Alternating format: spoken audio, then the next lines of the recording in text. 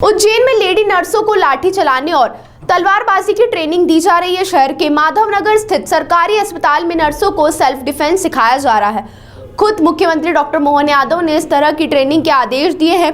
उज्जैन के माधवनगर स्थित शासकीय अस्पताल में इन दिनों नर्स आत्मरक्षा के लिए लठ चलाने का हुनर सीख रही हैं। इस हुनर के लिए इन्हें सप्ताह में एक बार प्रशिक्षण भी दिया जा रहा है। जानकारी देते हुए प्रशिक्षण ले रही नर्स संध्या सोनी ने बताया है कि सप्ताह में एक बार शुक्रवार को हमें प्रशिक्षण मिलता है, जिसमें लठ चलाने के साथ साथ आत्मरक्षा के लिए अन्य कलाएं भी सिखाई जा रही हैं। इस प्रशिक्षण के 2 से 3 सप्ताह हो गए हैं। शुरुआती दौर में हमें थोड़ी परेशानी आई, बाद में धीरे धीरे कर हमारा आत्मविश्वास बढ़ता जा रहा है और हमें अच्छा भी लग रहा है, क्योंकि उज्जैन के माधवनगर अस्पताल में असामाजिक तत्वों द्वारा शराब के नशे में महिला नर्स के साथ अभद्रता की जा रही थी। ऐसे में अस्पताल में काम कर रहे स्टाफ में खौफ का माहौल बना रहता है। अब प्रशिक्षण से हमारे मन का डर धीरे धीरे कम होता जा रहा है। ये देखिए, यहाँ पे देखा जाए तो हम माधवनगर सिविल हॉस्पिटल से बोल रहे हैं। यहाँ पे जितना भी नर्सिंग स्टाफ रहता है, फीमेल ग्रुप रहता है। आए दिन नई नई लड़कियाँ पोस्टिंग में आती हैं। उन लोगों को लगता है कि हम अकेले काम कैसे करेंगे, और कुछ असामाजिक तत्व जो आ जाते हैं, जैसे आपको एक एग्जांपल देंगे, दारू पी के लोग आ जाते हैं, तो उस टाइम पे क्या है, एक इनसिक्योरिटी की भावना आती है हमारे स्टाफ में।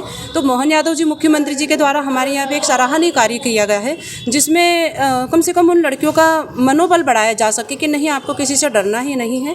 इंजेक्शन बॉटल ही करना तो हमारा प्रोफेशन है, लेकिन उसके साथ अगर हम अपनी आत्मसुरक्षा को लेकर अगर ये काम करेंगे तो मनोबल बढ़ेगा। और उसके लिए हम लोग मुख्यमंत्री जी के बहुत बहुत आभारी हैं कि उन्होंने हम पहली बार हॉस्पिटल से संबंधित स्टाफ नर्सों को लेकर उन्होंने ये जो प्रोग्राम चालू किया है, उसके लिए हम उनके बहुत बहुत आभारी हैं। कौन प्रशिक्षण दे रहा है और कितने? यहाँ पे एक मुस्कान सिसोदिया करके जो एक आई हैं, जो ट्रेनर हैं, वो दे रही हैं हम लोगों के प्रशिक्षण।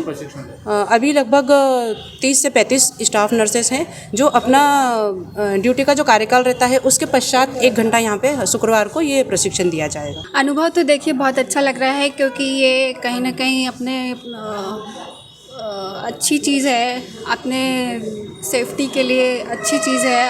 अगर लाठी सीख के या किसी भी प्रकार का प्रशिक्षण लेकर हम लोग अगर आत्मविश्वास के साथ काम करेंगे तो काम में भी और अच्छा प्रदर्शन रहेगा। तो ये उसमें ऐड ऑन करेगा ये चीज़।